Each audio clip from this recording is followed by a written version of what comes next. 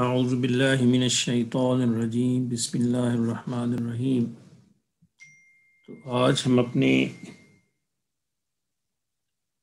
سبق نمبر 9 کا آغاز کرتے ہیں۔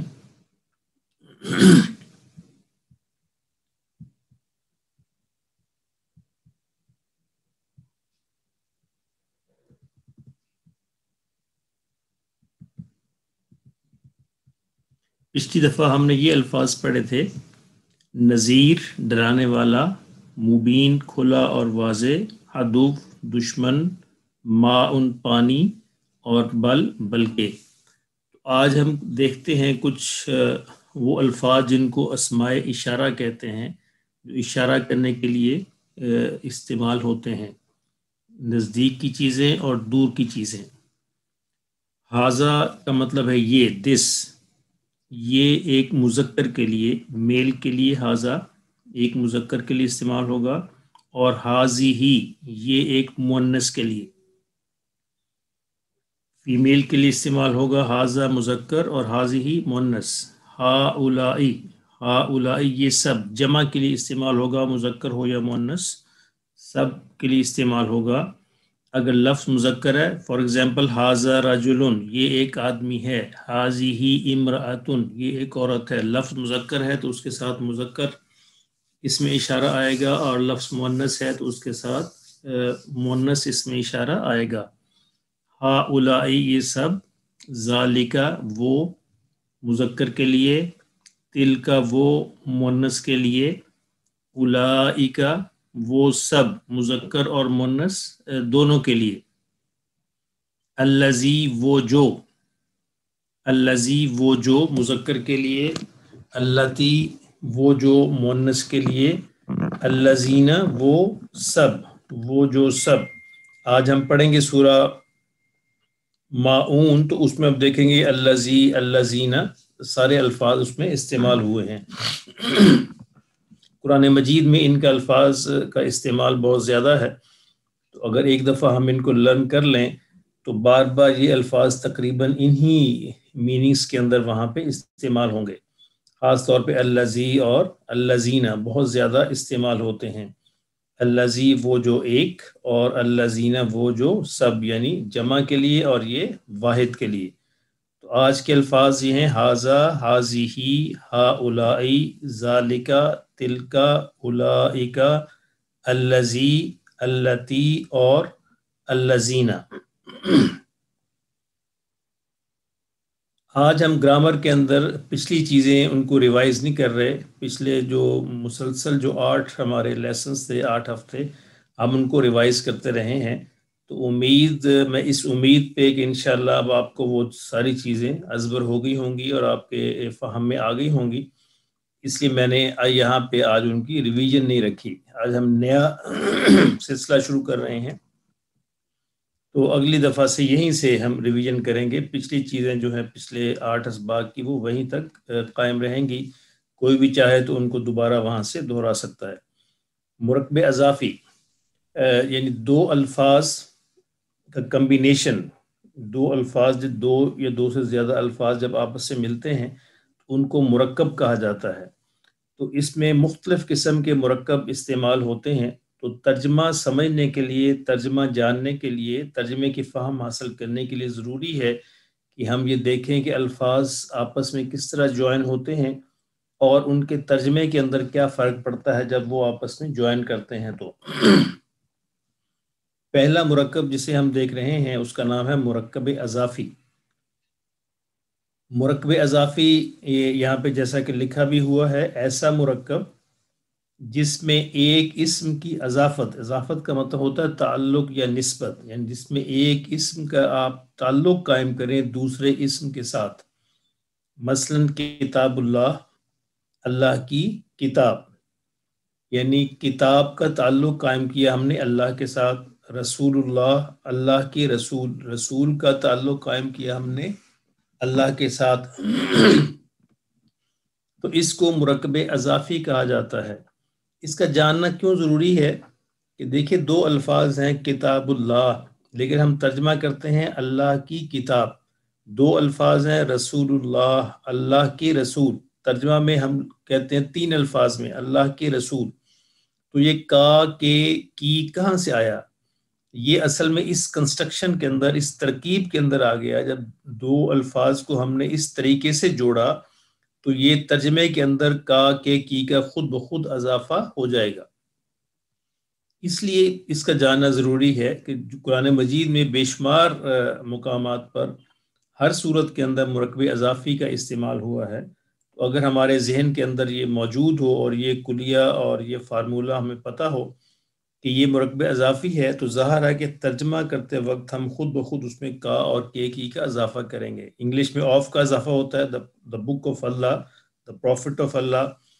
تو یہ کہاں سے آتا ہے؟ یہ مرکب اضافی بننے کی وجہ سے آتا ہے ترجمے کے اندر. تو ترجمہ جاننے کے لیے ان چیزوں کی فہم کا ہونا، ان کا جاننا ضروری ہے کہ یہ کس طرح استعمال ہوتے ہیں. جس اسم کی نسبت ہم کرتے ہیں اس کو مضاف کہتے ہیں، اور جس کی طرف کی جائے اسے مضاف الیہ کہتے ہیں. کتاب کی نسبت کی ہم نے اللہ کی طرف، تو کتاب ہوگی مضاف اور اللہ ہوگا مضاف الیہ. رسول کی نسبت کی ہم نے اللہ کی طرف، رسول ہوگا مضاف اور اللہ ہوگا مضاف الیہ. اردو میں ان کی ترکیب ڈیفرنٹ ہے. اردو میں مضاف الیہ پہلے آتا ہے اور مضاف بعد میں. جیسے ہم اردو میں کہتے ہیں اللہ کی کتاب، یعنی مضاف الیہ جو ہے یہ اردو میں پہلے آئے گا اور مضاف بعد میں، جبکہ عربی میں مضاف پہلے اور مضاف الیہ بعد میں آتا ہے. جیسا کہ کتاب اللہ، تو عربی میں ترتیب ایک سیکوینس سے ہے کہ پہلے مضاف پھر مضاف ہے، لیکن اردو میں اس کے الٹ ہے، مضاف الیہ پہلے اور مضاف بعد میں.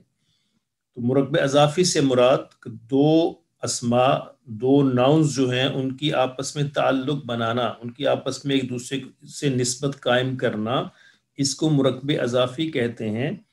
جس اسم کی نسبت ہم قائم کرتے ہیں اس کو مضاف کہتے ہیں، اور جس کی طرف قائم کی جائے اس کو مضاف الیہ کہا جاتا ہے.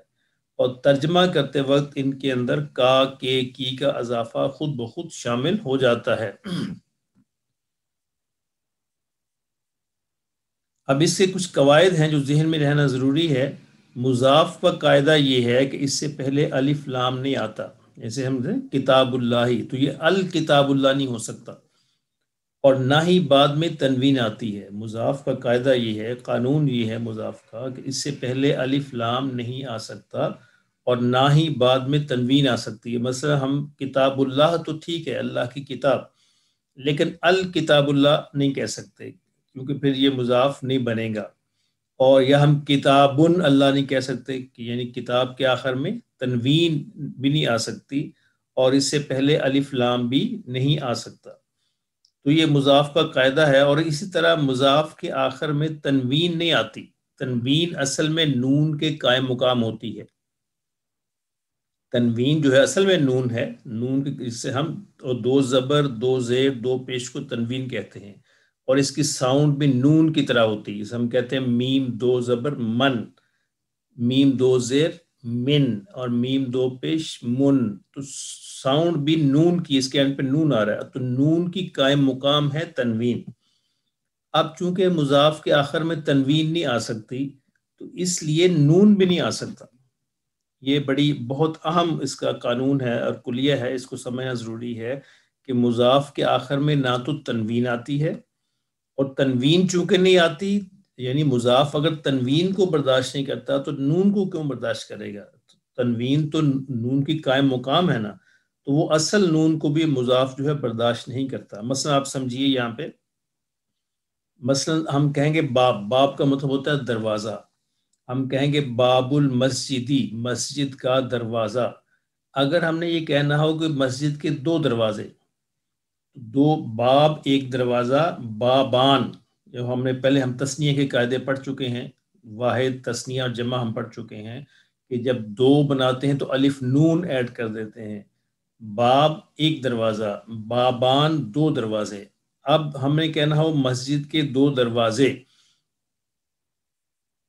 تو چونکہ بابان کے اینڈ پہ نون ہے تو یہ نون جو ہے مضاف اس کو برداشت نہیں کرے، اس سے نون کو بھی ساکت کر دی، نون کو بھی گرا دیا جاتا ہے، نون کو بھی ختم کر دیا جاتا ہے. تو ہم اس طرح لکھیں گے بابا المسجدی، مسجد کے 2 دروازے. مسجد کے دو دروازے. اس کے یہ بابا کا مطلب اصل میں یہ لفظ بابان ہے، چونکہ یہ مضاف بننے کی وجہ سے یہاں پہ نون جو ہے اس کو ختم کر دیا گیا ہے اور یہ ہو جائے گا بابا المسجدی. سورہ یوسف کے اندر جب حضرت یوسف علیہ السلام بات کر رہے ہیں جیل کے اندر قیدیوں سے، تو وہاں پہ صاحبہ السجنی، تو وہاں پہ اصل میں ہے صاحبان، اے میرے جیل کے دو ساتھیوں.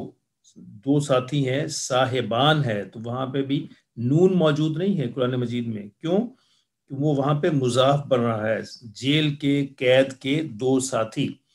مسلمون، لفظ مسلمون ہے اصل میں، مسلم ایک مسلمان، مسلمان دو مسلم، اور مسلمون سارے مسلم جمع. اب ہم نے کہنا ہو کسی بستی کے شہر کے مسلمان تو ہم کہیں گے مسلمون نہیں کہیں گے، مسلمو القریتی، مسلمو القریتی یا مسلم القریتی، اس قریہ کے، اس بستی کے مسلمان. یعنی ہم کہنے چاہتے ہیں ہندوستان کے مسلمان، مسلمو الہند، مسلمو الہند، انڈیا کے مسلمان. تو یہ قانون ہے، اس کو بہت ضروری ہے سمجھنا. مضاف کے آخر میں چونکہ تنوین نہیں آتی، اس لیے تثنیہ کا نون ہو یا جمع کا نون ہو وہ بھی باقی نہیں رہتے، اس کو بھی ختم کر دیتے ہیں اور اس کے بغیر ہی ہم اس کو یوز کرتے ہیں. جیسے بابا المسجدی، الف کی وجہ سے ہمیں یہ معلوم ہے کہ یہ تثنیہ تھا، اس لیے کہیں گے مسجد کے دو دروازے. تو یہاں واو کی وجہ سے ہمیں یہ معلوم ہے کہ یہ جمع تھا، تو مسلمو القریہ، اس بستی کے، اس شہر کے، علاقے کے مسلمان. اسی طرح مضاف الیہ جو ہے وہ ہمیشہ حالت جر میں ہوتا ہے. حالت جر کا مطلب یہ ہے کہ اس کے آخر میں یا تو زیر ہوگی اور یا نون ہوگا. یہ ہم حالتیں پڑھ چکے ہیں، حالت رفع، حالت نصب، حالت جر، یہ ہم پڑھ چکے ہیں. تو مضاف الیہ ہمیشہ، اس میں کوئی تغیر تبدیلی نہیں ہوتی، مضاف الیہ ہمیشہ حالت جر میں ہوتا ہے. اور حالت جر کا مطلب یہ ہے کہ یا تو اس کے اینڈ پہ زیر ہوگی، جس طرح یہ ہے کتاب اللہ، اللہ کی کتاب، یہ اللہ کے آخر میں زیر. کیوں زیر ہے؟ چونکہ یہ مضاف الیہ بن رہا ہے. رب العالمین، عالمین کی اینڈ پہ یا نون کیوں ہے؟ چونکہ یہ مضاف الیہ بن رہا ہے. عالمین کا رب، اللہ کی کتاب. اور ترجمہ کرتے وقت اس میں عموماً کا، کے، کی کا اضافہ کر دی جاتا ہے. بعض الفاظ بیک وقت مضاف بھی ہوتے ہیں اور مضاف الیہ بھی. ان پر مضاف اور مضاف الیہ دونوں کے رولز جو ہیں وہ اپلائی ہوتے ہیں. مثلا فار ایگزامپل دیکھیے، بنت رسول اللہ، اب بنت ہے، اللہ کے رسول کی بیٹی، ترجمہ بنے گا اللہ کے رسول کی بیٹی. یہاں پہ دیکھیے رسول کا لفظ جو ہے یہ بنت کا مضاف الیہ ہے اور اللہ کا مضاف الیہ ہے. یعنی بعض الفاظ بیک وقت مضاف بھی ہوتے ہیں، مضاف الیہ بھی. تو یہ ہوگا اللہ کے رسول کی بیٹی. تو یہاں پہ رسول کا لفظ بنت کا تو مضاف الیہ ہے لیکن اللہ کا مضاف ہے. اسی طرح بیت وزیر الملکی، بیت وزیر الملکی، بادشاہ کے وزیر کا گھر. بیت گھر، ملک بادشاہ، بادشاہ کے وزیر کا گھر. اب وزیر جو ہے یہ ملک کا مضاف ہے اور بیت کا مضاف الیہ ہے. تو اس طرح کچھ الفاظ ایسے بھی ہوتے ہیں بعض اوقات کسی سینٹینس کے اندر جو مضاف بھی ہوتے ہیں، مضاف الیہ بھی ہوتے ہیں، تو اس پر دونوں کے جو رولز جو ہیں وہ اپلائی ہوں گے. اب آپ دیکھیے یہ کچھ مثالیں. رحمت اللہ، اللہ کی رحمت، رحمت مضاف ہے، اللہ مضاف الیہ ہے. نصر اللہ، اللہ کی مدد، نصر مضاف ہے اور اللہ مضاف الیہ ہے. یوم القیامتی، قیامت کا دن، یوم مضاف ہے اور قیامت مضاف الیہ ہے. صلاۃ الفجری، فجر کی نماز، صلاۃ مضاف اور الفجر مضاف الیہ. ثواب الآخرتی، آخرت کا ثواب، ثواب مضاف اور آخرہ مضاف الیہ. رب المشرقین و رب المغربین یہ آتا ہے سورہ رحمان کے اندر. مشرقین کا رب، اب مشرقین یہ حالت جر میں ہونا ہے تو یہ حالت جر کی علامت ہے. یہاں پہ تو زیر علامت ہے، یہ دیکھیں یہاں پہ زیر، یہ فجر کے نیچے زیر، قیامہ کے نیچے زیر، اللہ کے نیچے زیر، لیکن یہاں پہ یا نون، یہ حالت جر کی علامت ہے کہ مضاف الیہ ہمیشہ حالت جر کے اندر رہتا ہے۔ رب المشرقینی، دو مشرقوں کا رب، بین البحرینی، دو سمندروں کے درمیان، جزاء الکافرین، کافروں کی جزا، کافروں کی سزا۔ جزا کا لفظ جو ہے عربی زبان میں سزا اور جزا یعنی پنشمنٹ اور ریوارڈ دونوں کے لیے استعمال ہوتا ہے۔ اصحاب الجنتی، جنت کے لوگ، آیات اللہ، اللہ کی آیات، آیات جو قرآن مجید کی آیات ہیں ان کے لیے بھی استعمال ہوتا ہے، اور اللہ کی جو نشانیاں ہیں ان کے لیے بھی استعمال ہوتا ہے۔ اخوان الشیاطین، شیاطین کے بھائی۔ ابواب السماء، آسمان کے دروازے۔ صاحبہ السجنی، یہ میں نے جو سورہ یوسف کی مثال دی تھی کہ اے جیل کے دو ساتھیوں، یہ اصل میں تھا صاحبان، لیکن مضاف بننے کی وجہ سے یہاں پہ اس نون کو ختم کر دیا گیا۔ صاحبہ السجنی، جیل کے دو ساتھی۔ یدا ابی لہب، پچھلی دفعہ ہم نے یہ سورہ پڑھی تھی تبت یدا ابی لہب، اصل میں ہے یہاں پہ یدان، دونوں ہاتھ، ٹوٹ گئے ابو لہب کے دونوں ہاتھ۔ تو یہ مضاف بننے کی وجہ سے چونکہ ابی لہب کا یہ مضاف بن رہا ہے، اس لیے یہاں پہ اس کا نون جو ہے وہ ساکت کر دیا گیا، ختم کر دیا گیا۔ یدا ابی لہب، ابی لہب کے دونوں ہاتھ۔ تو اس طرح یہ مشق یہاں پہ موجود ہے، آپ اس کی ایکسرسائز کر سکتے ہیں۔ تو یہاں تصحیح کریں اس کی، آپ نے ہم نے دیکھنا ہے کہ اس میں کیا وہ ہیں مسٹیکس کیا ہیں، تو وہ ہم نے دیکھنے ہیں۔ اب دیکھیں الناقۃ اللہ، ہم نے دیکھا تھا کہ مضاف میں الف لام نہیں آ سکتا، تو یہاں پہ مسٹیک یہ ہے کہ الف لام یوز کیا گیا ہے، تو یہ لفظ ہونا چاہیے ناقۃ اللہ، ناقۃ اللہ، اللہ کی اونٹنی۔ مسجد المسلمون، المسلمون یہ لفظ جو ہے حالت رفع کے اندر ہے، مضاف الیہ جو ہے حالت رفع میں نہیں بلکہ حالت جر کے اندر ہونا چاہیے، تو یہاں پہ یہ مسٹیک ہے، تو ہونا چاہیے مسجد المسلمین، مسجد المسلمین۔ نور السماوات، اب سماوات پہ پیش نہیں آ سکتی، نور السماواتی چونکہ حالت جر میں ہونا ہے، مضاف الیہ نے ہمیشہ حالت جر میں ہونا ہے، اس لیے ہونا چاہیے نور السماواتی۔ قرآن مجید میں آتا ہے کہ اللہ نور السماوات والارض۔ دیکھیں اگر آپ یہ رول یہ جانتے ہیں تو اگر آپ نے حفظ نہیں بھی کیا ہوا تو اگر کوئی قاری پڑھ رہا ہو اللہ نور السماوات والارض تو آپ فوراً پہچان جائیں گے کہ یہ غلط پڑھ رہا ہے، یہاں پہ اس گرامر کی ہیلپ سے، یعنی حفظ نہ بھی کیا ہو تب بھی آپ کو یہ پہچان ہو جائے گی کہ یہ کہنا غلط ہے، تو ان کو کہنا چاہیے اللہ نور السماوات والارض۔ الذکر اللہ، مضاف پہ الف لام نہیں آ سکتا، مضاف پہ الف لام نہیں آ سکتا، تو یہ ہونا چاہیے ذکر اللہ، ذکر اللہ۔ تو اس طرح یہ ساری مثالیں آپ خود بھی اس کی مشق کیجئے۔ یہاں پہ کچھ اور اضافی چیزیں ہیں، مرکب اضافی، ایک اور بک سے میں نے کچھ چیزیں یہاں پہ ایڈ کی ہیں، ان کو آپ ٹرائی کریں خود پڑھنے کی، تاکہ مزید جو ہے آپ کے علم کے اندر اضافہ ہو۔ لیکن اس میں خوبی یہ ہے کہ قرآن مجید کی جتنی مثالیں ہیں اس کتاب کے اندر جمع کر دی گئی ہیں، اس لیے میں نے یہ پیج یہاں پہ ایڈ کر دیے ہیں۔ جیسے قرآن مجید سے مثالیں ہیں، غیب السماوات والارض، آسمانوں اور زمین کا غیب، من رزق اللہ، اللہ کے رزق میں سے، بغیر الحق، حق کے بغیر۔ اب دیکھیں سب ترجمے کے اندر سب میں کا، کے، کی ہمیں استعمال کرنا پڑے گا، یہ سب مضاف الیہ ہیں۔ فضل اللہ، اللہ کا فضل، من خشیت اللہ، اللہ کے خوف، اللہ کے ڈر میں سے، کلام اللہ، اللہ کا کلام، اصحاب النار، اصحاب الجنہ، انبیاء اللہ، کتاب اللہ، ملک السماوات والارض، مساجد اللہ، بدیع السماوات والارض، ملت ابراہیم، لعنت اللہ والملائکہ فی خلق السماوات والارض۔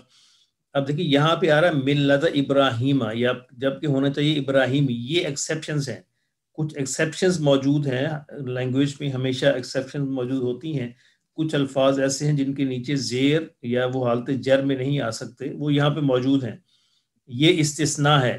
इमरातु इमराना मकाम इब्राहिम अमवाल यतामा अबवाब जहन्नमा। तो ये एक्सेप्शंस हैं कि ये मज़ाफ अलैह पे ज़ेर क्यों नहीं आ रही। तो इसकी कुछ वजूहात हैं जो हाई लेवल की ग्रामर के अंदर तो जानी जाती हैं, इस लेवल में जो जो हम पढ़ रहे हैं जानना ज़रूरी नहीं है। अब समझिए बस कि ये मुस्तस्ना हैं, कुछ एक्सेप्शंस हैं जो इसी तरह इस्तेमाल की जाती हैं। तो ये मुज़ाफ और मुज़ाफ अलैह की बात थी। तो कुरान मजीद से सारी मिसालें भी यहाँ पे मौजूद हैं और कवायद भी मौजूद हैं। अगर इसमें से कोई चीज़ समझ ना आए तो आप अगले लेसन के अंदर पूछ सकते हैं। तो यहाँ तक बात क्लियर है जी, हम आगे चलें।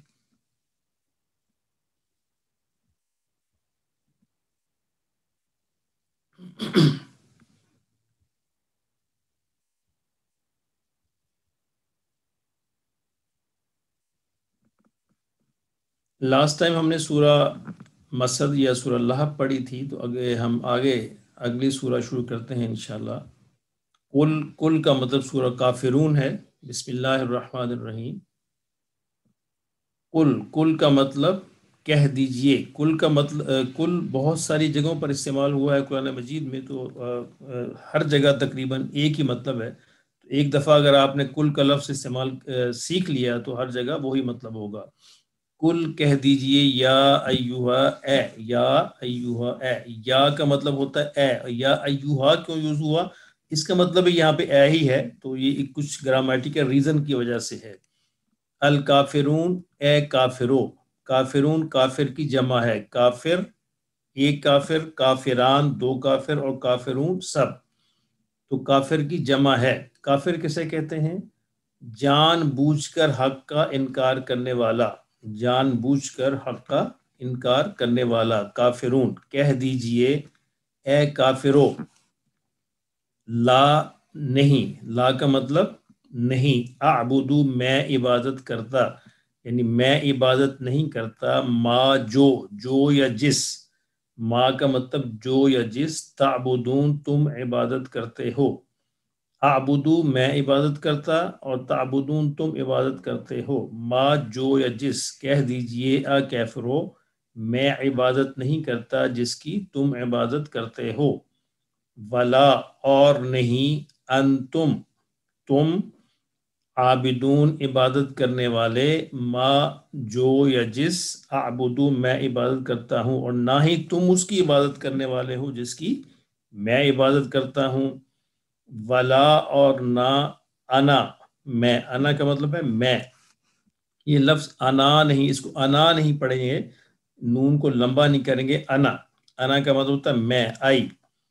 आबिदुन इबादत करने वाला। आबिदुन इबादत करने वाला। मा अबद तुम जिसकी तुम इबादत करते हो। मा जो या जिस, अबद तुम इबादत करते हो। वला और ना ही, अंतुम तुम, आबिदून इबादत करने वाले हो। मा आबुदू जिसकी मैं इबादत करता हूँ। लकुम, लकुम ला का मतलब फॉर, कुम तुम्हारे, यानी तुम्हारे लिए। लकुम तुम्हारे लिए। दीनुकुम तुम्हारा दीन। दीनुकुम तुम्हारा दीन। वलिया और मेरे लिए। वा और ली मेरे लिए। वलिया और मेरे लिए। दीनी मेरा दीन। इस सूरा के अंदर बात को रिपीट किया गया है। ये असल में काफिरों ने हुजूर सल्लल्लाहु अलैहि वसल्लम को कंप्रोमाइज की एक ऑफर की थी।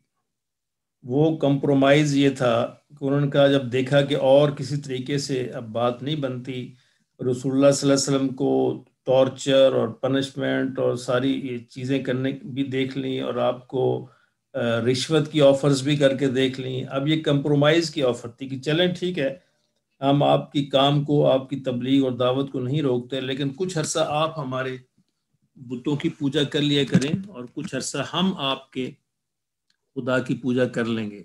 तो इसके जवाब में उनसे ऐलान बरात है, ऐलान है बेजारी है। ये सूरा असल में, ये सूरा रवादारी की सूरत नहीं है, ये सूरा ऐलान बेजारी है कुफ्फार से कि हम तुमसे बिल्कुल बेजार हैं। हमारा तुमसे किसी भी लम्हे, किसी भी सेंस में कोई कंप्रोमाइज इबादत के हवाले से नहीं हो सकता। پہلی جو آیات ہیں کہ لا اعبد ما تعبدون، اور آخر میں وہی آیتیں پھر آ رہی ہیں ولا انتم عابدون ما اعبد، پھر ولا انتم عابدون ما اعبد۔ پہلا تو یہ کہ نہ ہی میں عبادت اس وقت کر رہا ہوں، اور اگلی آیت میں یہ ترجمہ بنے گا کہ نہ ہی آئندہ میں کبھی عبادت کروں گا۔ ہم نے دیکھا تھا مضارع کے اندر، ہم نے یہ پڑھا تھا کہ مضارع دونوں ٹینسز کے لیے یوز ہوتا ہے، پریزنٹ ٹینس کے لیے بھی اور فیوچر کے لیے بھی۔ یعنی ایک میں پریزنٹ کی بات ہو رہی ہے کہ تم یہ اے کافرو، تمہیں یہ بات بالکل کلیئر ہے، واضح ہے کہ میں ہرگز عبادت نہیں کر سکتا اور نہ ہی کر رہا ہوں اس وقت، اور نہ ہی آئندہ کروں گا۔ یعنی جو بھی ہو جائے یہ پاسبل نہیں ہے، اس میں کوئی کمپرومائز کا سوچا بھی نہیں جا سکتا کہ میں تمہارے بتوں کی کسی لمحے کوئی پوجا کروں گا یا پرستش کروں گا۔ نہ ہی میں اب کر رہا ہوں، نہ ہی آئندہ کبھی اس کے کرنے کی مجھ سے کوئی توقع کی جا سکتی ہے۔ بس تم اگر نہیں اس طرف آتے، یعنی توحید کی طرف نہیں آتے، تو پھر تمہارے لیے تمہارا دین ہے، میرے لیے میرا دین ہے، پھر اس میں کوئی کسی قسم کا کوئی کمپرومائز یہ پاسبل نہیں ہے۔ تو یہ سورہ، بعض لوگ اس کو کہتے ہیں کہ رواداری کی سورہ ہے، رواداری کی صورت نہیں ہے، یہ سورہ بیزاری کی سورہ ہے، کفار سے اظہار بیزاری ہے، ان سے علیحدگی کا اعلان ہے کہ ہم توحید کے معاملہ میں کفار سے کسی بھی قسم کا کوئی کمپرومائز یہ ہونا ممکن نہیں ہے۔ یہ ہے اصل میں اس سورہ کا میسج، کہ جہاں تک توحید کا تعلق ہے، دنیاوی جو معاملات ہیں ان میں تو کسی بھی قسم کی ڈیلنگ ہو سکتی ہے جہاں پہ مسلمانوں کا کوئی نقصان نہ ہو، اس میں بھی یہ ہے کفار سے ایسی ڈیلنگ جس میں مسلمانوں کا نقصان ہو، اس سے اوائڈ کرنا چاہیے۔ لیکن توحید کے معاملہ میں کسی بھی قسم کی کوئی بھی ڈیلنگ جو ہے وہ کفار سے، یہ اس سورہ کے حوالے سے ممکن نہیں ہے۔ اس سورہ کا میسج یہ ہے کہ توحید کو ہمیشہ خالص رکھا جائے گا، اور کسی بھی قسم کا کوئی کمپرومائز جو ہے وہ کفار سے نہیں ہو سکتا اس حوالے سے۔ تو یہ سورہ کافرون ہے، یہ بھی مکیہ ہے۔ مکیہ کا مطلب مکہ مکرمہ میں نازل ہوئی ہے یہ سورہ، اور اس میں بڑا واضح میسج دے دیا گیا ہے کفار کو کہ عقائد اور عبادات کے حوالے سے ان کے ساتھ کسی قسم کا کوئی کمپرومائز کرنا مسلمانوں کے لیے ممکن نہیں ہے۔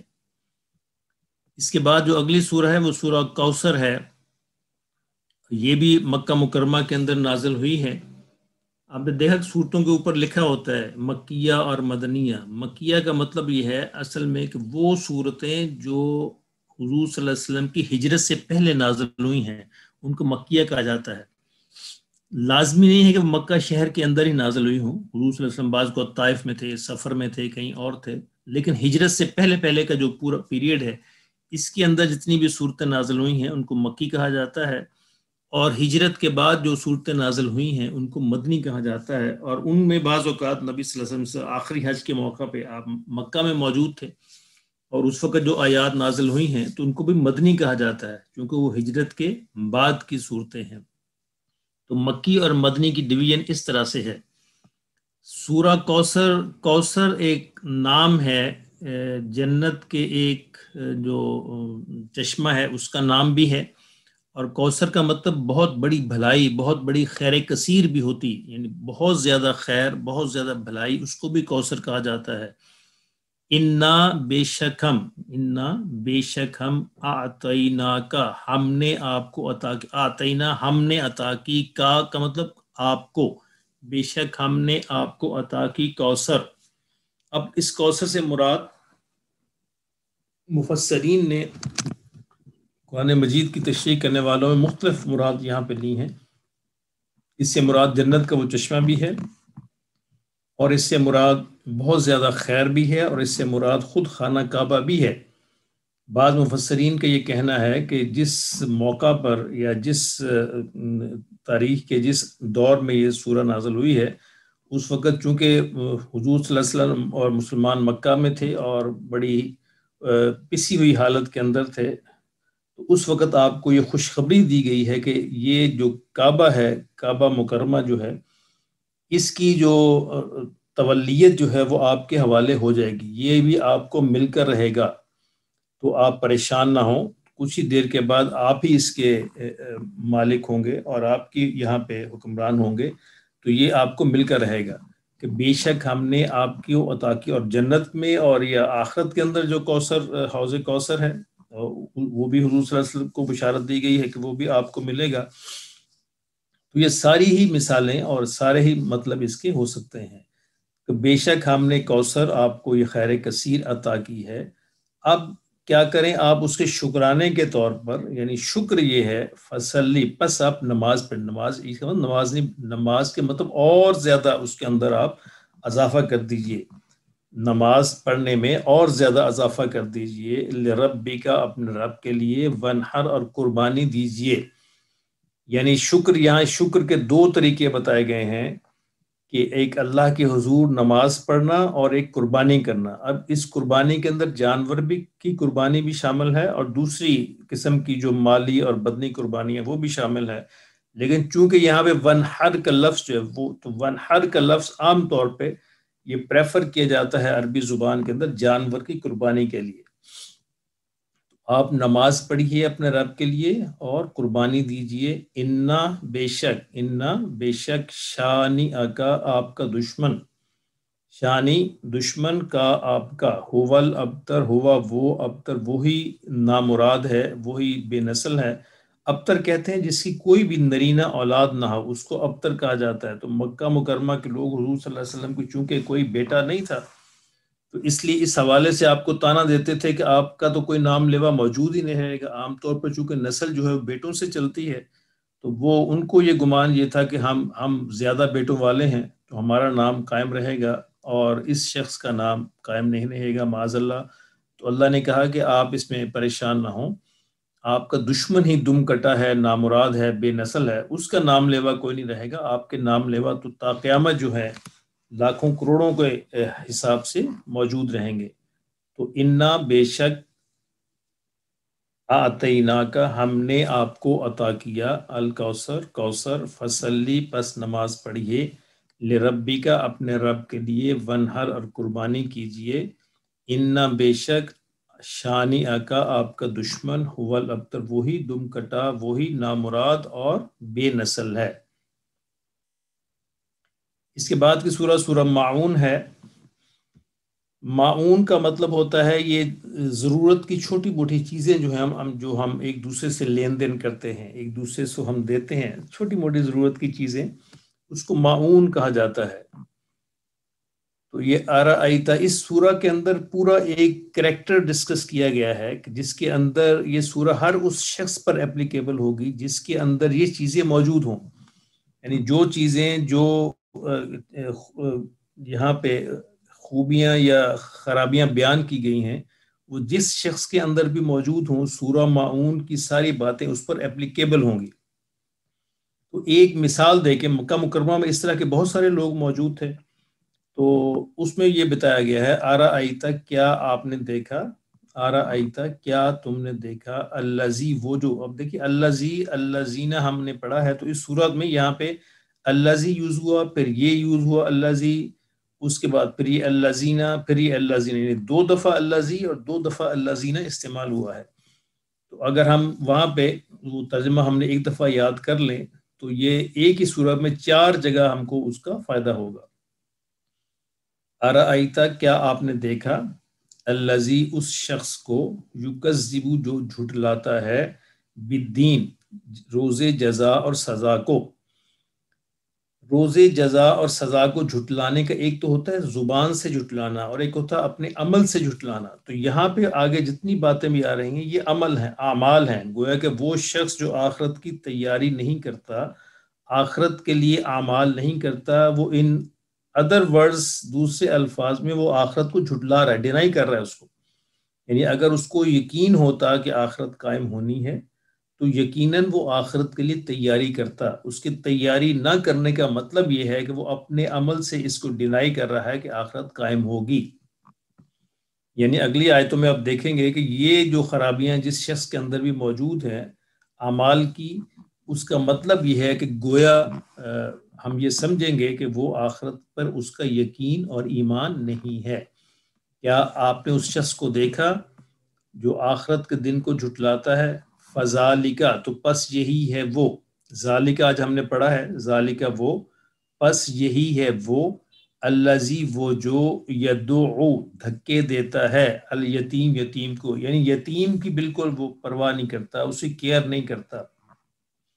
اسلامی معاشرے کے اندر، اسلامک سوسائٹی کے اندر یتیموں کا ایک خاص مقام دیا گیا ہے، پوری سوسائٹی کے ذمے ہے کہ وہ یتیموں کا خیال رکھے، یعنی جس بھی علاقے میں، محلے میں، سوسائٹی میں، شہر میں، بستی میں جہاں بھی یتیم موجود ہوں، وہ کسی ایک گھر کی ذمہ داری نہیں ہے، وہ معاشرے کی ایک کامن رسپانسبلٹی ہے کہ ان کا خیال رکھیں۔ یہی ہے وہ، یعنی کون شخص جو آخرت کو جھٹلاتا، یعنی جو شخص یتیم کا خیال نہیں کرتا، یتیم کے حقوق کی پرواہ نہیں، گویا وہ آخرت کو جھٹلاتا ہے، گویا اس کا آخرت پر ایمان نہیں ہے۔ ولا اور نہ، وا اور لا نہیں، یحضو وہ رغبت دلاتا، وہ دوسرے کو ترغیب دیتا ہے، اللہ پر طعام کھانا، المسکین مسکین، یعنی دوسروں کو، مسکین کو، غریبوں کو کھانا کھلانے کی ترغیب بھی نہیں دیتا۔ اس کا بھی اسلام کے اندر ایک خاص نیکی ہے کہ دوسروں پر خرچ کیا جائے، ان کو خاص طور پہ کھلانے اور پلانے پر۔ تو غریبوں کو، یعنی وہ شخص جو یتیم کی پرواہ نہیں کرتا، اور وہ شخص جو غرباء اور مساکین کو کھانا کھلانے کی ترغیب بھی نہیں دیتا، تو گویا وہ آخرت کو جھٹلاتا ہے۔ فویل للمصلین، فویل پس خرابی ہے، بربادی ہے، مسلین ایسے نمازیوں کے لیے، یعنی نمازی ہیں، ایسا نہیں کہ نمازی نہیں ہے۔ اب دیکھیں بڑا اس میں خاص غور کرنے کی بات ہے، ایک دن نماز نہ ہونا وہ تو اس سے بھی اگلے درجے کی بات ہے۔ تو یہ بربادی اور یہ وعید جو ہے ان لوگوں کے لیے جو نماز پڑھتے ہیں لیکن برے طریقے سے پڑھتے ہیں۔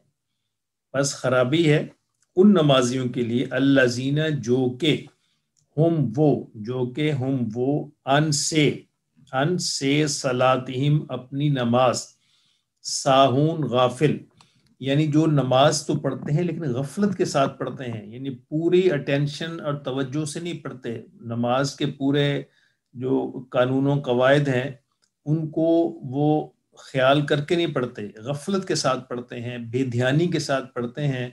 اور اللہ معاف کرے، میرا خیال اس میں تو شاید 99% مسلمان ہی مبتلا ہوں کہ ہم بھی نماز جو ہیں بس ایک آٹومیٹک مشین کی طرح پڑھ لیتے ہیں، ہمیں نہیں پتہ ہوتا کہ اس میں ہم نے کیا کہا اپنے رب سے اور کیا نہیں کہا، ایک خود بخود ایک ایکسرسائز چل رہی ہوتی ہے اور نماز سے ہم فارغ ہو جاتے ہیں۔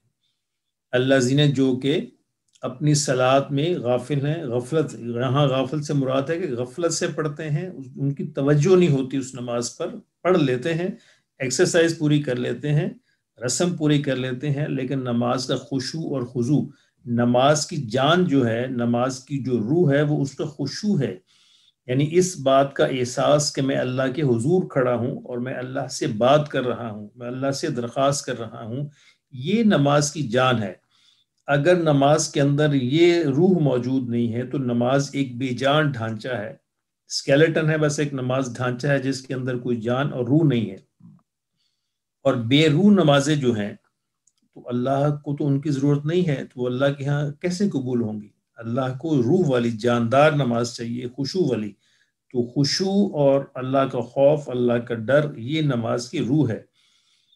تو یہ جو غفلت سے نماز پڑھنا، یہ بے روح نماز پڑھنا ہے۔ الذین ہم یراؤن، اور اس کی ایک اور دوسری علامت یہ ہے کہ وہ الذین وہ جو، ہم یراؤن دکھاوا کرتے ہیں، یعنی نماز میں بھی دکھاوا کرتے ہیں اور اپنے دوسرے نیک اعمال کے اندر بھی دکھاوا کرتے ہیں۔ نماز پڑھتے ہیں تو بھی دکھاوے کے لیے پڑھتے ہیں، اور کوئی اور عمل کرتے ہیں تو وہ بھی دکھاوا کرتے ہیں۔ وَيَمْنَعُونَ، اور یمنعون منع کرتے ہیں، روکتے ہیں، الماعون عام ضرورت کی چیزوں سے بھی، یعنی ضرورت کی کوئی چھوٹی موٹی چیز بھی جو ہے وہ ان سے مانگ لی جائے تو اس کو بھی وہ انکار کر دیتے ہیں۔ اب دیکھیں یہ صفتیں، یعنی یہ قرآن یہ کہنا چاہتا ہے کہ یہ صفات جس بھی کریکٹر کے اندر موجود ہوں گی، یعنی ہر وہ شخص، ہر وہ کردار کسی بھی معاشرے کے اندر، کسی بھی علاقے کے اندر، کسی بھی خاندان کے اندر، کسی بھی جگہ پہ اگر کوئی ایسا کردار ہے جو یتیم کی پرواہ نہیں کرتا تو گویا وہ آخرت کے دن پر یقین نہیں رکھتا۔ ایسا کردار جو غریبوں اور مسکینوں کو کھانا کھلانے کی پرواہ نہیں کرتا تو اس کا مطلب یہ ہے گویا وہ آخرت کے دن پر بیلیف نہیں کرتا۔ ایسا کردار، ایسا شخص جو نمازوں سے غافل ہے، نماز کو برے طریقے سے پڑھتا ہے، یا وہ دکھاوا کرتا ہے نماز کے اندر یا کسی اور چیز کے اندر بھی، اور چھوٹی موٹی چیزیں جو ہے مانگنے کی ضرورت کی چیزیں وہ بھی دوسرے کو نہیں دیتا، تو وہ بھی گویا آخرت کے دن کا انکار کر رہا ہے۔ اب ہم خود سیلف انالیسس کر سکتے ہیں، اپنا جائزہ لے سکتے ہیں کہ ہم میں ان میں سے کون کون سی بات کس حد تک موجود ہے۔ تو اگر ان میں سے کوئی بات کسی حد تک موجود ہے تو اس کو دور کرنے کی کوشش کرنی چاہیے، اور اگر موجود نہیں ہے تو اللہ کا شکر ادا کرنا چاہیے کہ اللہ کا شکر ہے کہ ہم اس کیٹیگری میں نہیں آتے۔ تو قرآن مجید پڑھتے ہوئے ضروری ہے کہ ہر جگہ یہ دیکھا جائے کہ یہ حکم مجھ سے کیسے متعلق ہوتا ہے۔ یہ ہے قرآن مجید پڑھنے کا حق، یعنی کوئی بھی سورت، کوئی بھی آیت پڑھے انسان تو فوراً اپنے آپ سے یہ سوال کرے کہ اللہ کا یہ حکم، اللہ کی یہ سورت جو ہے وہ مجھ سے کیسے متعلق ہے، میں اس پر کیسے عمل کر سکتا ہوں، میرے لیے اس میں کیا حکم ہے۔ قرآن مجید کی ساری آیتیں برکت کے لیے تو سب کے لیے ہیں، لیکن ہر حکم ہر ایک کے لیے نہیں ہے۔ بعض حکم حکمرانوں کے لیے خاص ہیں، بعض حکم رسول اللہ صلی اللہ علیہ وسلم کے لیے خاص تھے، بعض صحابہ کے لیے خاص تھے، اور بعض سارے کے سارے انسانوں کے لیے خاص ہیں۔ تو ہر انسان کو قرآن مجید سے یہ دیکھنا ہے، جانچنا ہے، ڈھونڈنا ہے کہ اس میں میرے لیے کیا کیا حکم ہے۔ اب یہ سورج جو ہے وہ ساری انسانیت کے لیے ہے، ہر انسان کے لیے ہے کہ وہ اس میں ڈھونڈے اور دیکھے کیا ان میں سے کوئی بات، یہ کوئی خرابی، یہ کوئی برائی میرے اندر تو موجود نہیں۔ اگر موجود ہے تو میں اس کو دور کرنے کی کوشش کروں، اور اگر موجود نہیں ہے فی الواقع تو میں اس پہ اللہ کا شکر ادا کروں کہ یا اللہ تیرا شکر ہے کہ یہ برائی جو ہے وہ میرے اندر موجود نہیں ہے۔ تو سورہ ماعون بھی، یہ بھی سورہ مکیہ ہے، اور اس کے اندر بڑی اہم سورہ ہے کیونکہ بڑی ایک خاص جو کردار ہے، ایک خاص کریکٹر جو ہے وہ ڈسکس کیا گیا ہے۔ تو اس کی روشنی میں ہمیں خود تلاش کرنا ہے، ڈھونڈنا ہے کہ کہیں اس کریکٹر کی کوئی برائی، کوئی خوبی جو ہے وہ ہمارے اندر تو موجود نہیں ہے۔ اگر ہے تو ہم اس کو دور کرنے کی کوشش کریں تاکہ ہم سچے مسلمانوں کی صف میں شامل ہو سکیں کہ جن کے لیے آخرت کی کامیابی ہے۔ جی یہ 3 صورتیں آج ہم نے پڑھی، تو کلیئر ہے یہاں تک؟ ہم آگے چلیں۔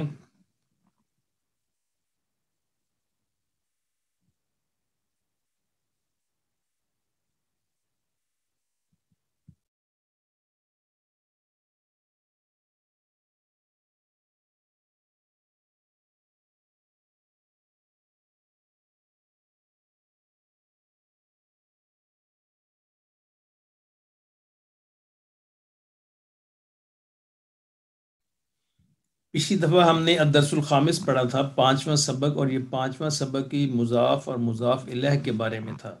جو مضاف اور مضاف الیہ کی بات جو آج ہم نے پڑھی ہے، اس پورا سبق کے اندر بھی اس بات کی مشق اور پریکٹس کروائی گئی ہے کہ مضاف اور مضاف الیہ کیسے بنتا ہے۔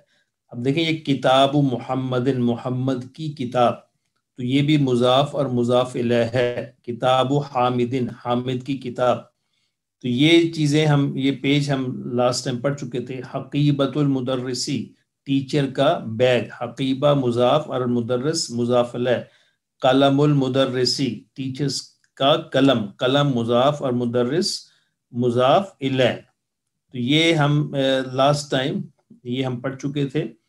تو یہاں پہ اس ایکسرسائز میں اس نے کہا تھا کہ اس کو مضاف اور مضاف الیہ بنائیں۔ اضیف الکلمہ، اضیف مین کہ مضاف کو جوڑیں مضاف الیہ کے ساتھ تاکہ یہ پورا ایک مرکب بن جائے۔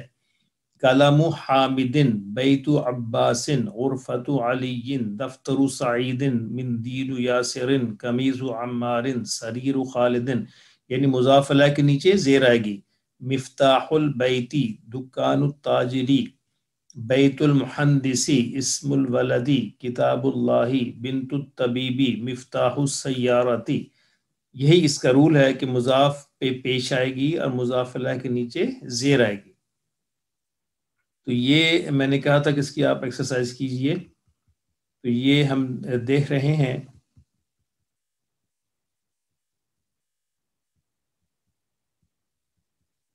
اس پورے لیسن کے اندر اسی بات کی مشق کروائی گئی ہے۔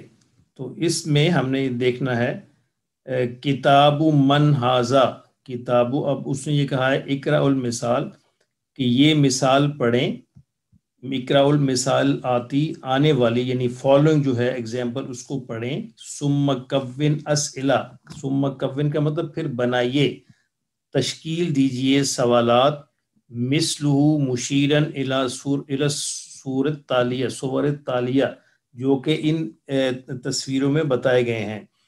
کتاب من ہاذا، یہ کیا ہوگا اسی طریقے سے قلم من ہاذا، قلم من ہاذا، یا قمیص من ہاذا، بیت من ہاذا، سریر من ہاذا. اسی طرح یہ سارے جملے جو ہیں وہ بن جائیں گے. اس پورے سبق کے اندر یہ دو چیزیں بتائی گئی ہیں، سیارۃ المدرسی، مدرس کا سیارہ، مدرس کی گاڑی، یہ مضاف ہے اور یہ مضاف الیہ ہے. ابراہیم علیہ السلام کی کہانی ہم پڑھ رہے تھے، لاسٹ ٹائم ہم یہاں تک پہنچ چکے تھے کہ ابراہیم علیہ السلام جو ہے اپنے والد کو دعوت دینے کے بعد وہاں سے ہجرت کر جاتے ہیں اور مکہ مکرمہ پہنچتے ہیں اور اپنی بیوی حاجرہ علیہ السلام اور اسماعیل اپنے بیٹے اسماعیل کو وہاں پہ چھوڑ دیتے ہیں. وہاں تک ہم نے پڑھ لیا تھا. تو آگے ہم دیکھتے ہیں بئر زمزم، زمزم کا کنواں، بئر کا مطلب کنواں، زمزم اس کنویں کا نام ہے. وعطش اسماعیل مرتن، وعطش پیاس محسوس ہوئی، پیاس لگی اسماعیل کو، مرتن ایک دفعہ، مرتن ایک دفعہ اسماعیل کو پیاس محسوس ہوئی. وارادت امہ ان تسقیہ ماء، اور ان کی والدہ نے ارادہ کیا، ان کے تسقیہ ماء، کہ ان کو پانی پلائے. ولیکن این الماء، لیکن پانی وہاں کہاں پہ تھا؟ پانی تو وہ تھا نہیں، نہ پانی تھا نہ کھانا تھا، کچھ بھی نہیں تھا. ولیکن اور لیکن، این کہاں، الماء ماء پانی. ومکۃ لیس فیہا بئر، ومکہ ایک ایسا جگہ تھی، لیسا نہ تھا، فیہا اس میں، بئر کوئی بھی کنواں. ومکۃ اور مکہ ایک ایسی جگہ تھی، لیسا نہیں تھا، فیہا اس میں، نہر کوئی بھی نہر، کوئی بھی دریا. وکانت حاجر تطلب الماء، اور حاجرہ کو ضرورت تھی پانی کی. وتجری من الصفا الى المروہ، اور وہ چلتی تھی، دوڑتی تھی صفا سے لے کے مروہ تک. ومن المروۃ الى الصفا، اور مروہ سے لے کے صفا تک، یعنی اس تلاش میں دوڑ رہی تھیں. کیونکہ اسماعیل علیہ السلام یہ وہاں قریب ان کو لٹایا ہوا تھا اس کے جو صفا کے، تو وہ صفا اور مروہ کے درمیان دوڑ لگا رہی تھی کہ شاید یہاں پانی مل جائے یا وہاں پانی مل جائے. کبھی مروہ کی پہاڑی پہ چڑھ کے دیکھتی تھیں، کبھی صفا کی پہاڑی پہ چڑھ کے کہ شاید ادھر ادھر کہیں پانی کا کوئی چشمہ نظر آ جائے. وَنَصَرَ اللَّهُ حاجر، اللہ نے حاجرہ کی مدد کی. وَنَصَرَ اسماعیل، اور اسماعیل کی مدد کی. فَخَلَقَ لَهُمَا مَاءً، ان کے لیے تخلیق کر دیا، پیدا کر دیا، لَهُمَا ان دونوں کے لیے، ماءً پانی. وَخَرَجَ الْمَاءُ مِنَ الْأَرْضِ، اور پانی نکلا زمین میں سے. وَشَرِبَ اسماعیل، تو اس میں سے اسماعیل نے بھی پیا. وَشَرِبَتْ حاجر، اور حاجرہ نے بھی پیا. وَبَقِيَ الْمَاءُ، اور پانی پھر بھی بچ گیا. فَكَانَ بِئْرِ زمزم، تو یہ پانی تھا، تو یہ تھا کنواں زمزم کا. فَكَانَ، یہ تھا، بئر زمزم، زمزم کا کنواں. فبارک اللہ فی زمزم، اللہ نے برکت دی زمزم میں. وَهَذِهِ هِيَ الْبِئْرُ، اور یہ ہے وہ کنواں، اور یہ ہے وہ کنواں، التی یشرب منها الناس، جس سے لوگ پانی پیتے ہیں، فی الحج، حج کے دوران. وَيَأْتُونَ بِمَاءِ زَمْزَمَ إِلَى بَلَدِهِمْ، اور لے جاتے ہیں اس زمزم کے پانی کو اپنے اپنے ملکوں میں. حل شربت ماء زمزم، کیا تم نے بھی زمزم کا پانی پیا ہے؟ رؤى ابراہیم، ابراہیم علیہ السلام کا خواب. وعاد ابراہیم الی مکہ بعد مدت، اور ابراہیم مکہ لوٹے، واپس آئے ایک مدت کے بعد، کچھ عرصے کے بعد، ایک عرصے کے بعد ابراہیم مکہ میں پھر واپس آئے. ولقی اسماعیل ولقی حاجر، اسماعیل اور اپنی بیوی حاجرہ سے ملاقات کی. وفرح ابراہیم بولدہ، اور ابراہیم اپنے بیٹے اسماعیل کو دیکھ کر بہت خوش ہوئے. وکان اسماعیل ولدن صغیرا، اور اسماعیل ایک چھوٹے بچے تھے، یجری دوڑتے تھے، ویلعب اور کھیلتے تھے، ویخرج مع والدہ اور اپنے باپ کے ساتھ باہر ادھر ادھر جاتے تھے۔ کچھ عرصہ یعنی اس موقع پر ابراہیم علیہ السلام کچھ عرصہ یہاں پہ ٹھہرے، اور اسی دوران وہ واقعہ پیش آیا خواب کا اور اسماعیل علیہ السلام کی قربانی کا۔ وَكَانَ إِبْرَاهِيمُ يُحِبُّ إِسْمَاعِيلَ جِدًّا، اور ابراہیم علیہ السلام اسماعیل علیہ السلام سے بہت محبت کرتے تھے۔ وَذَاتَ لَيْلَةٍ رَأَى إِبْرَاهِيمُ فِي الْمَنَامِ، اور ایک رات، وَذَاتَ لَيْلَةٍ ایک رات، رَأَى ابراہیم نے دیکھا فی المنام خواب میں، انہو یسبح اسماعیل، وہ اسماعیل کو ذبح کر رہے ہیں۔ وَكَانَ إِبْرَاهِيمُ نَبِيًّا صَادِقًا، اور ابراہیم علیہ السلام ایک سچے نبی تھے۔ وَكَانَ مَنَامُهُ مَنَامًا صَادِقًا، اور ان کا خواب جو تھا وہ بھی ایک سچا خواب تھا۔ وَكَانَ إِبْرَاهِيمُ خَلِيلَ اللَّهِ، ابراہیم اللہ کے دوست تھے۔ فَأَرَادَ أَن يَفْعَلَ مَا أَمَرَهُ اللَّهُ فِي الْمَنَامِ، تو انہوں نے ارادہ کر لیا کہ وہ کر ڈالیں، ان یفعل کہ وہ کر ڈالیں جس کا حکم دیا ہے اللہ نے ان کو خواب میں۔ وقال ابراہیم لاسماعیل، ابراہیم نے اسماعیل سے کہا، انی ارا فی المنام انی اذبحک فانظر ماذا ترى، اب یہ قرآن مجید کی آیت ہے کہ انی، کہ میں دیکھتا ہوں خواب کے اندر کہ میں تمہیں ذبح کر رہا ہوں، فانظر ماذا ترى، تو اس کے بارے میں تمہاری کیا رائے ہے۔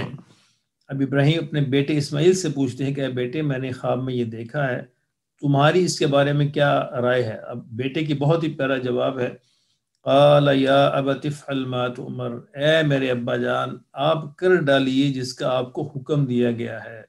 ستجدنی انشاء اللہ من الصابرین، آپ مجھے بہت ثابت قدم پائیں گے، صبر کرنے والوں میں انشاءاللہ پائیں گے، ثابت قدم پائیں گے، کیونکہ وہ بھی جانتے تھے کہ میرا باپ پیغمبر ہے اور اس کا خواب جو ہے وہ عام آدمی کا خواب نہیں ہے بلکہ ایک حکم ہے۔ تو اس لیے اسماعیل علیہ السلام نے یہاں پہ وہی الفاظ استعمال کیے کہ قال یا ابت افعل ما تؤمر، جس کا آپ کو حکم دیا گیا ہے وہ آپ کر ڈالیے تو مجھے انشاءاللہ آپ ثابت قدم پائیں گے۔ وَأَخَذَ إِبْرَاهِيمُ إِسْمَاعِيلَ مَعَهُ وَأَخَذَ السِّكِّينَ، تو اخذ ابراہیم نے لیا اسماعیل کو معه اپنے ساتھ، وَأَخَذَ السِّكِّينًا اور اپنے ساتھ ایک چھری بھی لے لی۔ وَلَمَّا بَلَغَ إِبْرَاهِيمُ مِنَا، اور جب پہنچے ابراہیم منا میں، منا جو ایک مقام ہے، اراد ان یذبح اسماعیل، تو وہاں انہوں نے ارادہ کیا کہ اسماعیل علیہ السلام کو ذبح کریں۔ وَاضْطَجَعَ اسماعیل علی الارض، تو لٹا دیا، وَاضْطَجَعَ لٹا دیا اسماعیل نے اسماعیل کو زمین پر۔ وَأَرَادَ إِبْرَاهِيمُ أَن يَذْبَحَهُ، تو ان کو ارادہ کیا کہ وہ ان کو ذبح کریں۔ فَوَضَعَ السِّكِّينَ عَلَى حُلْقُومِ اسماعیل، اور چھری جو ہے ان کے گلے پر رکھ دی۔ وَلَكِنَّ اللَّهَ يُحِبُّ، لیکن اللہ پسند کرتے ہیں، محبت کرتے ہیں، محبت یہ چاہتے تھے، یہاں ہے چاہنے کے معنی میں، اللہ یہ چاہتے تھے اَن يَرَى هَلْ يَفْعَلُ خَلِيلُهُ مَا يَأْمُرُهُ، کہ اللہ صرف یہ دیکھنا چاہتے تھے کہ کیا میرا خلیل، میرا دوست وہ کر ڈالتا ہے جس کا اس کو حکم دیا گیا ہے۔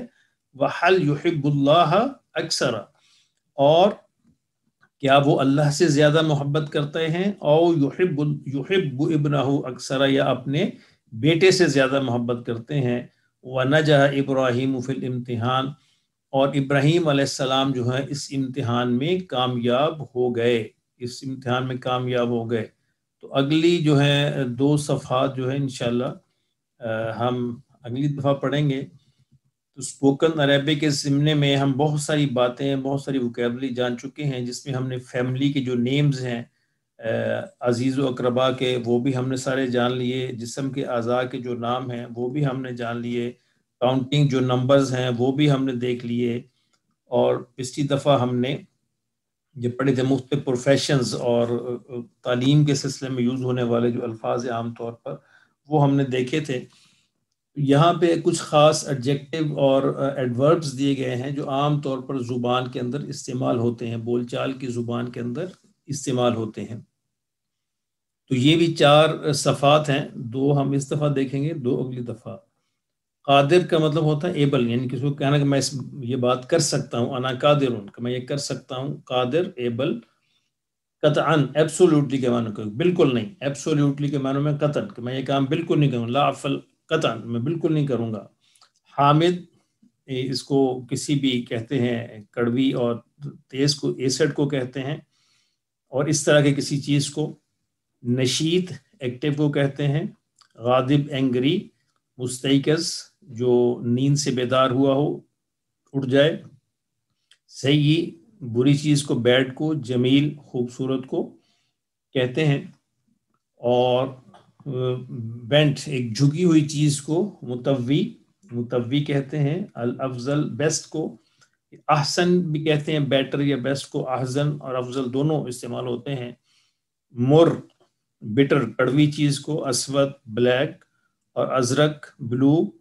यगली बॉइलिंग को। अलमा यगली पानी उबल रहा है, उबलने को, बॉइलिंग को। लामे ब्राइट चमकदार। मकसूर ब्रोकन टूटा हुआ। ब्राउन को कहते हैं बुन्नी, बुन्नी ब्राउन बुन्नी। जैसे असवद है ब्लैक, और अहमर है रेड, और अजरक है नीला, अबियज है सफेद, इससे बुन्नी ब्राउन। मुतअक्किद सर्टन यानी यकीनन, लाजमी। रखीस चीप, कोई भी चीज़ अगर हो कम कीमत की तो रखीस होगी। मुहीज चीयरफुल, मुबहिज चीयरफुल। और नज़ीफ क्लीन साफ सुथरे को। साफ़ी क्लियर को। बेवुदू क्लियरली, कोई किसी बात को क्लियरली बताया जाए, बेवुदू। और क्लेवर को, क्लेवर को ज़की, क्लेवर को भी और अक्लमंद को भी ज़की कहेंगे। बारिद कोल्ड, और आदि कॉमन, किसी भी कॉमन चीज़ को आदि। और कामिल कंप्लीट। और कॉम्प्लेक्स को मौक़िद, कॉम्प्लेक्स को मौक़िद। और करेक्टली बिशक्ल सही, करेक्टली बिशक्ल सही। और क्रूअल को कासी। और डार्क को मुज़लिम, मुज़लिम। डेड को मैयत, डीप को अमीक। और मुख्तलिफ को मुख्तलिफ, उर्दू वाला ही है सेम। और डिफ़िकल्ट को साब, मुश्किल को साब कहेंगे। और डर्टी को वसिख। तो ये दो जो है पेज हम देखते हैं। वक्त होने वाला है, बाकी इंशाल्लाह हम अगली दफ़ा देखेंगे। तो कोई बात है तो पूछ लीजिए, वरना आज के लेसन को हम ख़त्म करते हैं इंशाल्लाह अल अज़ीज़। यहाँ तक बात क्लियर है तो आप पूछ सकते हैं, या कोई क्वेश्चन आपका तो वो भी आप पूछ सकते हैं।